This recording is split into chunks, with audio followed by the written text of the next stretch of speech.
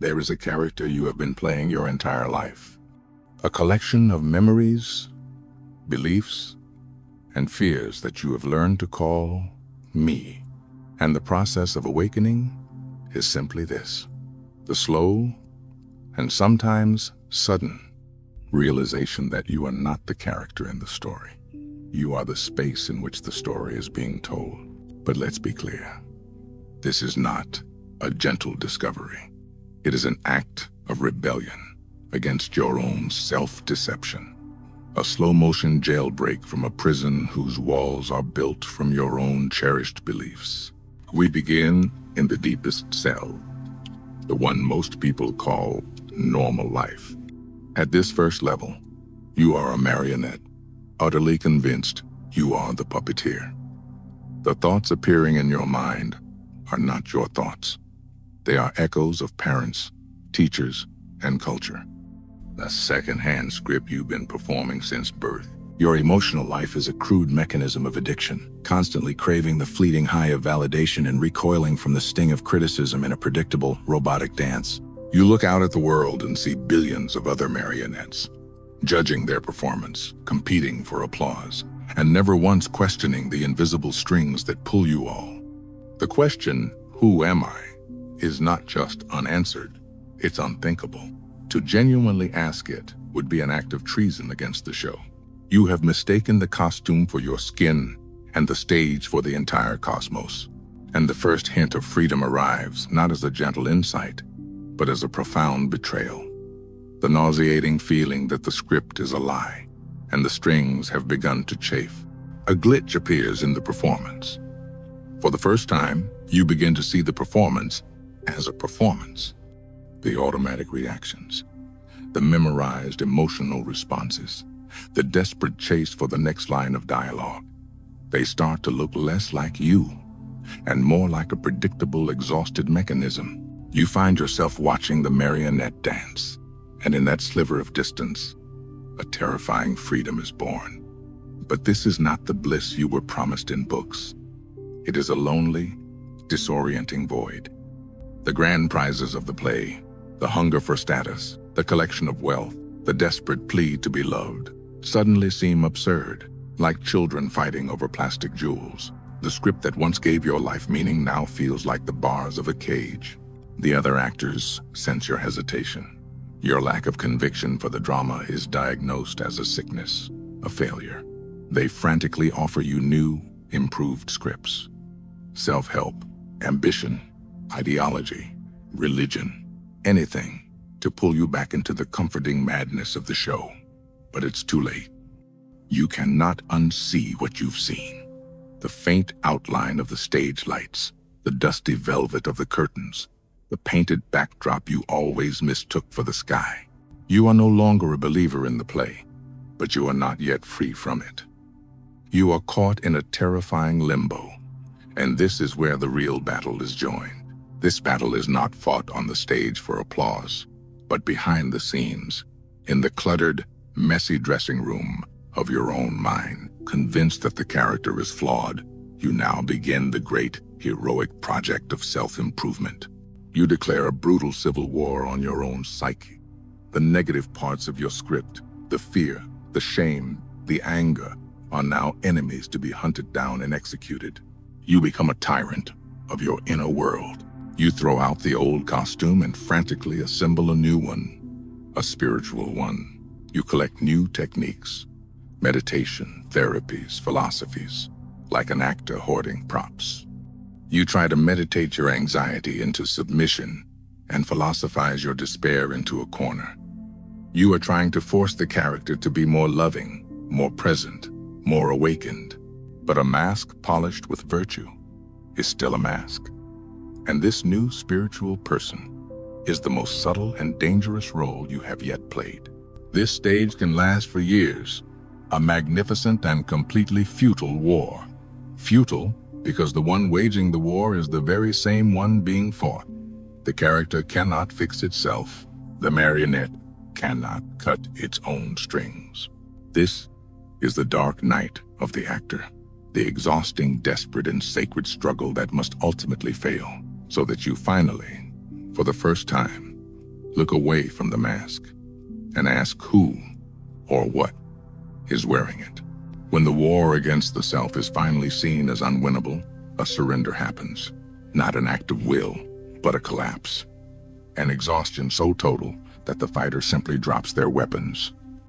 In the ringing silence after the battle, your attention makes a monumental 180-degree turn. For your entire life, you have been staring at the mask. Now, for the first time, you look from the silent space behind it, and in that look, the entire illusion dissolves. You are not the actor on the stage. You are the audience, an audience of one. This is the great revelation. You are not the character, with its frantic history and its desperate future.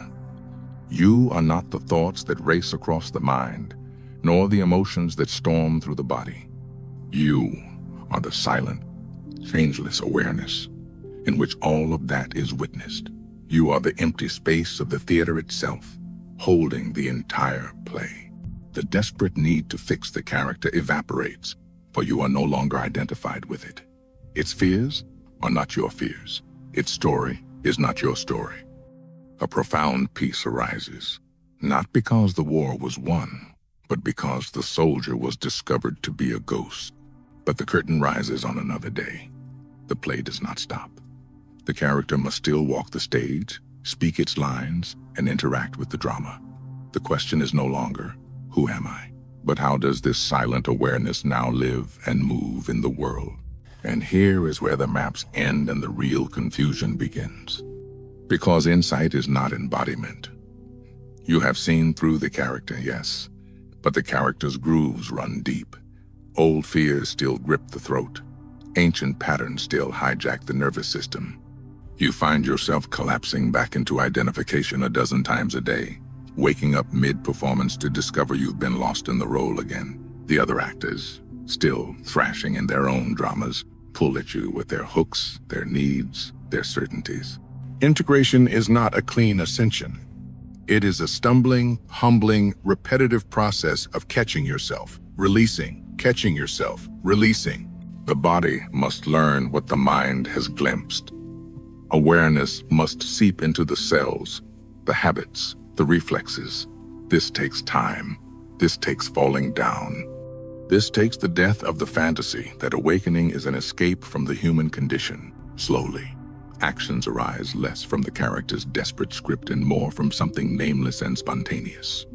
There is less thinking, less calculating, and more allowing. The body becomes an instrument through which awareness moves and experiences itself. Life ceases to be a personal problem to be solved and becomes an impersonal event to be witnessed. You look upon the other actors, still utterly lost in their roles, and where once there was judgment or superiority, now there is only recognition. You see their suffering as the suffering you once believed was yours. You see the strings pulling them as the same strings that pulled you, and something moves through you that the character could never generate. Not its needy, conditional love, but the unconditional regard of the theater for its own play. The metaphor of the stage and the actor, which served you so well, now begins to feel too solid, too separate. A new realization dawns.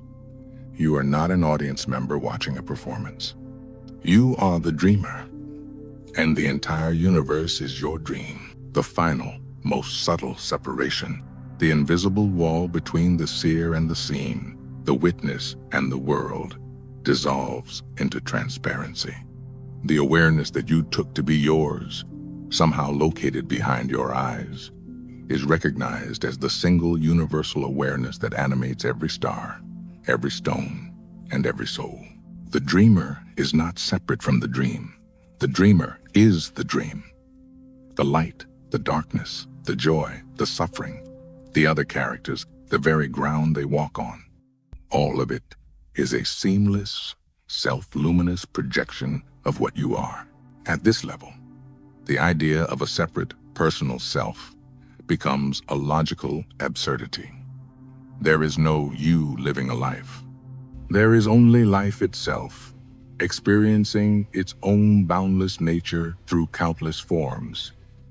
The play is writing itself. The dance is dancing itself. The entire cosmic drama is the self-exploration of a single infinite being. And then even this collapses.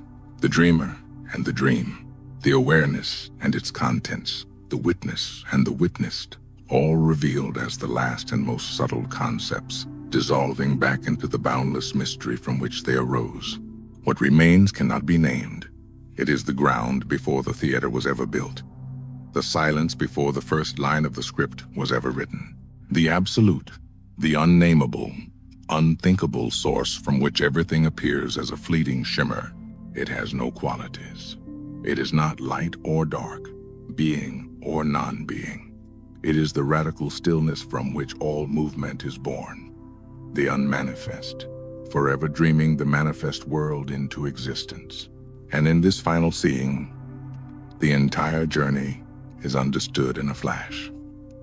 The character who suffered, the seeker who struggled, the witness who watched, all are seen as temporary forms, ripples on the surface of a shoreless ocean.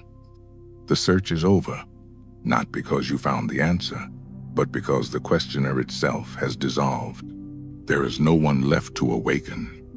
There is no play to escape. There is only this. And these words, too, are part of the play. Another script, another sophisticated mask. They point towards something that cannot be captured in language, only recognized in the silent space between these sentences. So the question is not whether you understand what has been written here. The question is whether you can feel the space in which these words are appearing. Right now, this wordless awareness, reading these words,